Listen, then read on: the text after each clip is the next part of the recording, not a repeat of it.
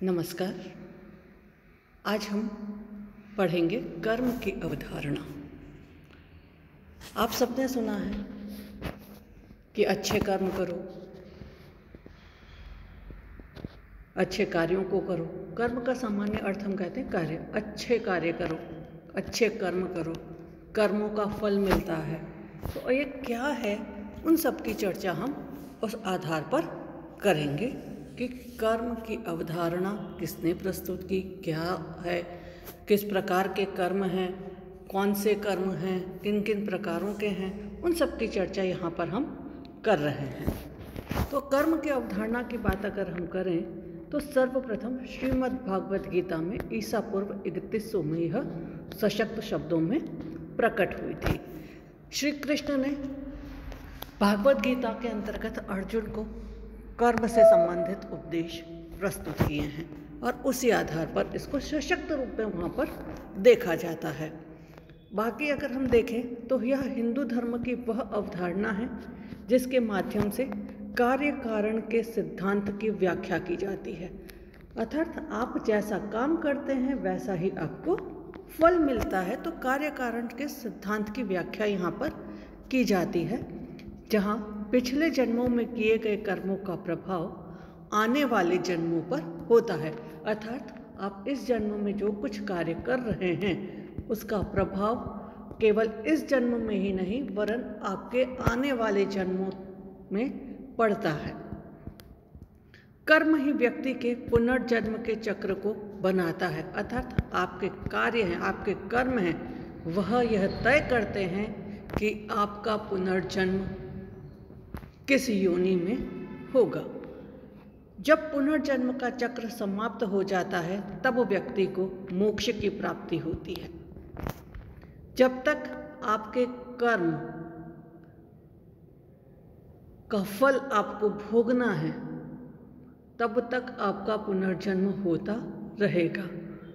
जब तक यह शून्य पे नहीं आ जाता तब तक व्यक्ति को मोक्ष प्राप्त नहीं हो सकता। हमारे धर्म ग्रंथ कहते हैं कि सभी कर्म तुरंत ही पलटकर वापस नहीं आते हैं, कुछ जमा होते हैं और इस जन्म या अन्य जन्म में अप्रत्याशित रूप से लौटकर आते हैं। कर्म का अर्थ।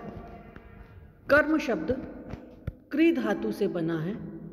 क्री धातु में मन प्रत्यय लगने से कर्म शब्द की उत्पत्ति मानी गई है। कर्म का अर्थ है क्रिया, अर्थात जिस कर्म में कर्ता की क्रिया का फल निहित होता है वही कर्म है। अर्थात आप जो कुछ कार्य कर रहे हैं, जो कुछ कर्म कर रहे हैं, तो आप करता हैं क्योंकि आप कर रहे हैं। कर्ता मतलब जो करने वाला है। तो आप जो कुछ कार्य कर रहे हैं उस कार्य का फल वहाँ पर निहित है कि आपको उसका फल प्राप्त होगा, तो वही कर्म है। अच्छा कर्म करेंगे तो अच्छे फल मिलेंगे, सदकर्म करेंगे तो अच्छा फल, और बुरे कर्म करेंगे, दुष्कर्म करेंगे तो नकारात्मक फल की प्राप्ति आपको होगी। कोई भी मनुष्य है तो कर्म करना उसकी स्वाभाविक प्रकृति है, क्योंकि कर्म के बिना मनुष्य का जीवित रहना असंभव है। आप सोचिए कि आप कुछ काम नहीं करेंगे, कुछ कार्य नहीं करेंगे और आप जीवित भी रह लेंगे तो यह संभव नहीं है। आपको जीवित रहने के लिए कुछ न कुछ कर्म हमेशा करते रहना होगा। अब कर्म केवल जो सामने दिखाई दे रहा है वही कर्म नहीं है। एक व्यक्ति अपने शरीर से, मन से, वाणी से भी क्रिया करता है और वह भी कर्म की श्रेणी के अंतर्गत है। अर्थात आप अगर कुछ गलत सोच रहे हैं तो वह भी कर्म है, बोल रहे हैं वह भी कर्म है।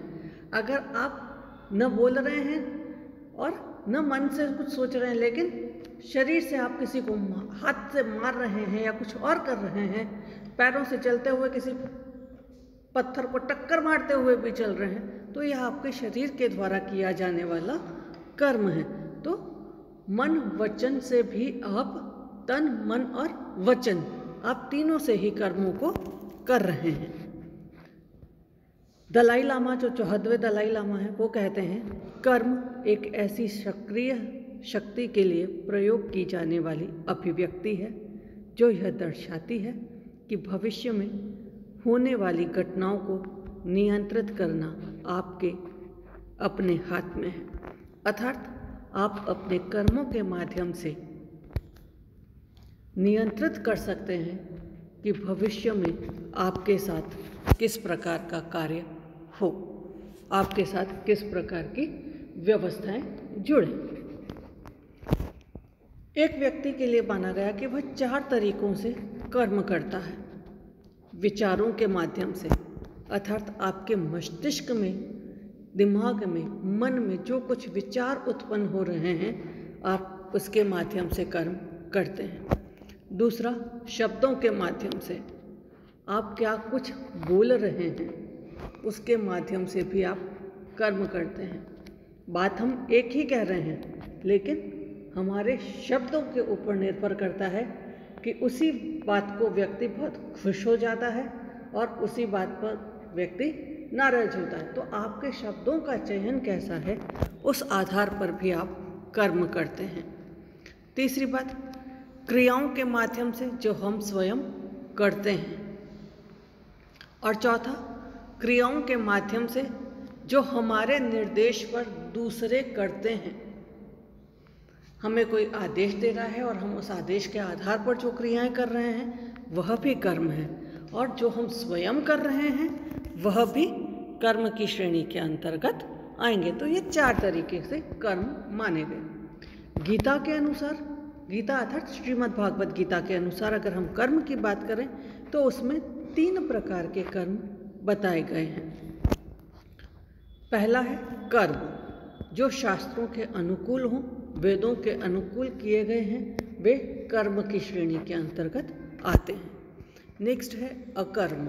अकर्म का अर्थ है तुष्णि भाव, अर्थात कर्म फल की इच्छा न रखते हुए कार्यों को करना अकर्म की श्रेणी में है।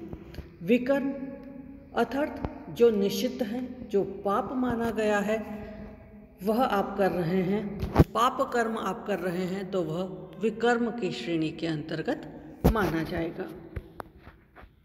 कर्म फल की दृष्टि से कर्म के प्रकार देखें तो सबसे पहले हम कहते हैं प्रारब्ध कर्म। प्रारब्ध का तात्पर्य है शुरू किया हुआ, अर्थात जो कर्म पहले से ही चल रहा है।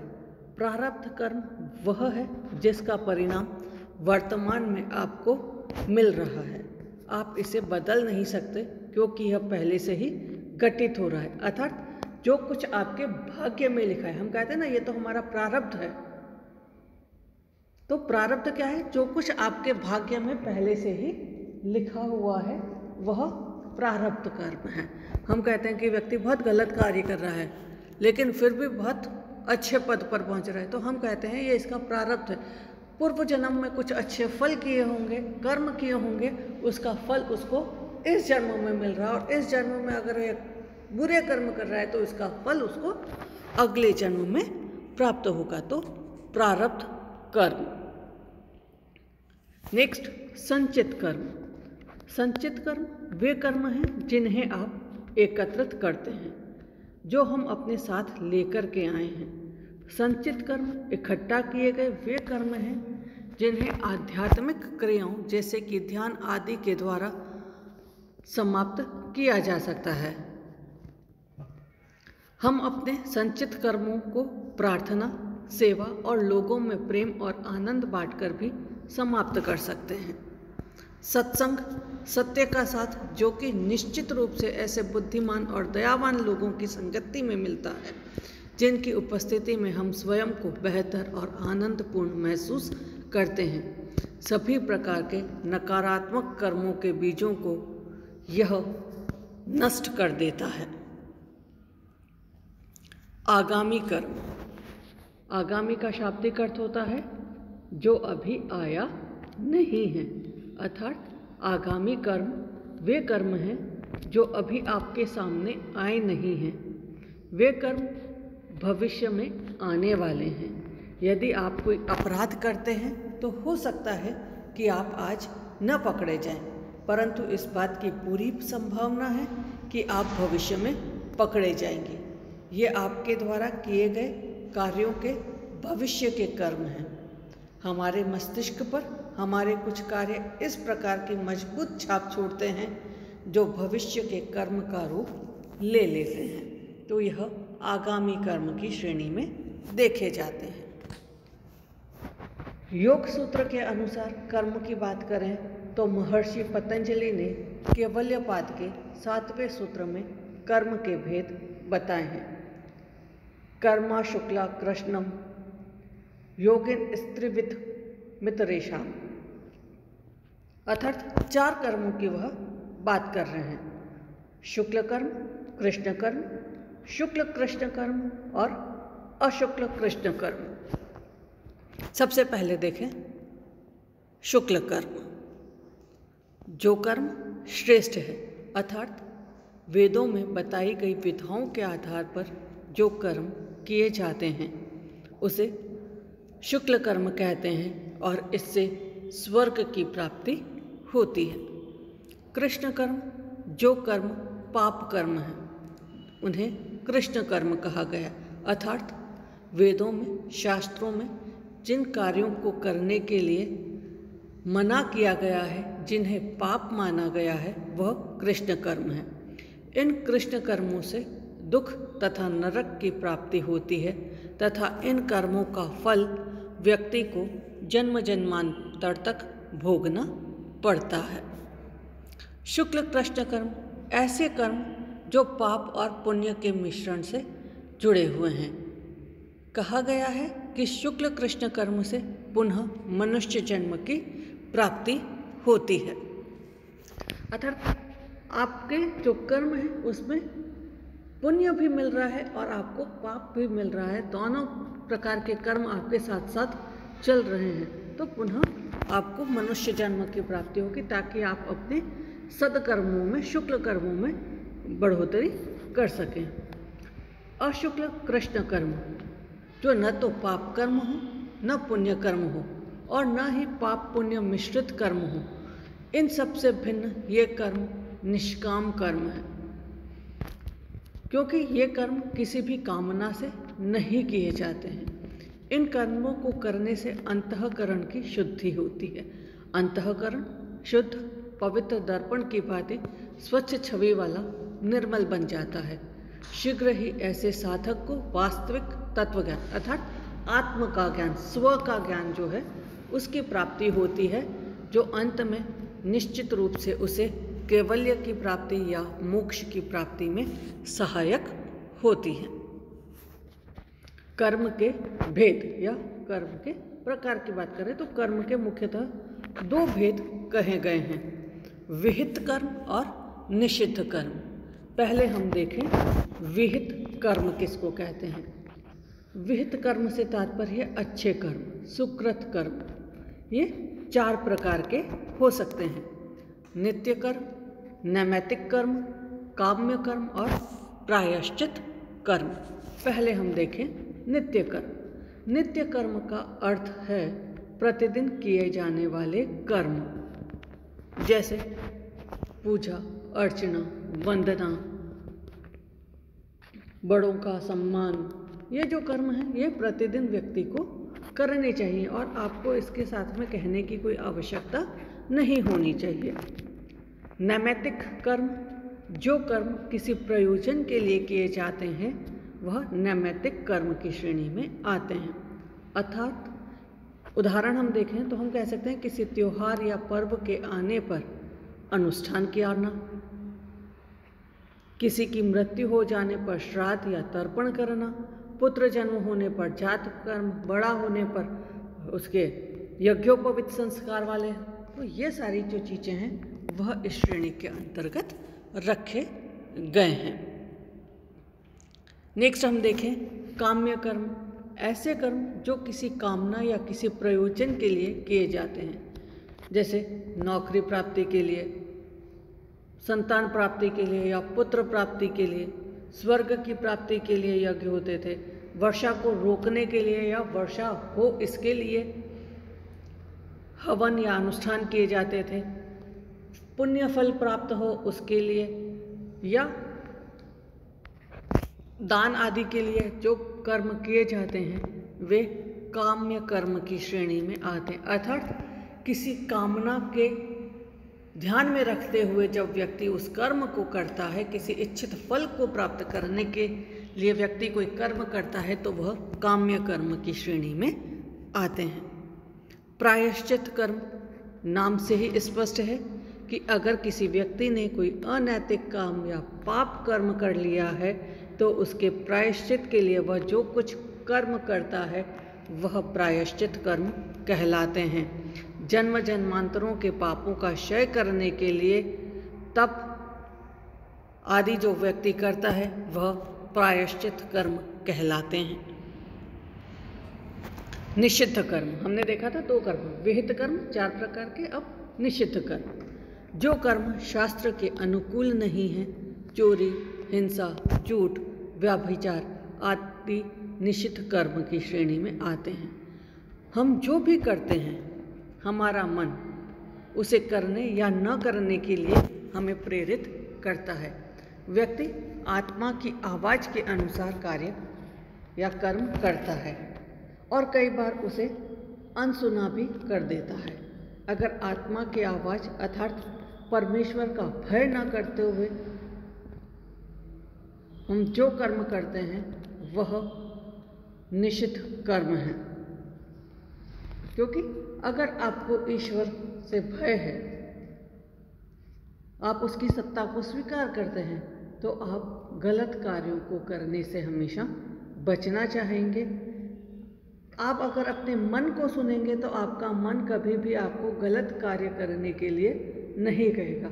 आपका मन आपको हमेशा सही कार्य करने के लिए कहेगा। लेकिन कई बार मन अलग बात कहता है और दिमाग अलग बात कहता है और हम दोनों में सामंजस्य स्थापित नहीं कर पाते हैं और तब हम गलत कार्यों को कर लेते हैं, तो वह निषिद्ध कर्म है, उनसे हमें बचना चाहिए।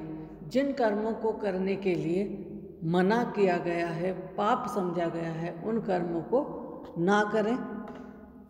और जब भी हम कोई कर्म कर रहे हैं तो कोशिश करिए फल की इच्छा ना रखें कि ये जो कर्म किया है मुझे इसका फल अभी प्राप्त हो जाए। अपने कर्मों को हमेशा शुद्ध रखिए, अच्छे रखिए, बढ़िया कार्य हमेशा करिए और उनमें हमेशा आगे बढ़ कर के कार्य करिए। तो यह कर्म की जो अवधारणा है यह भारतीय समाज के अंतर्गत हम देख सकते हैं, जो प्रारंभिक काल से यहाँ पर जुड़ी हुई देखी जा सकती है। श्रीमद् भागवत गीता में भी कहा गया है, कर्मण्येवाधिकारस्ते मा फलेषु कदाचन। कर्म करिए, फल की इच्छा मत रखिए और कर्म हमेशा अच्छे करिए। धन्यवाद।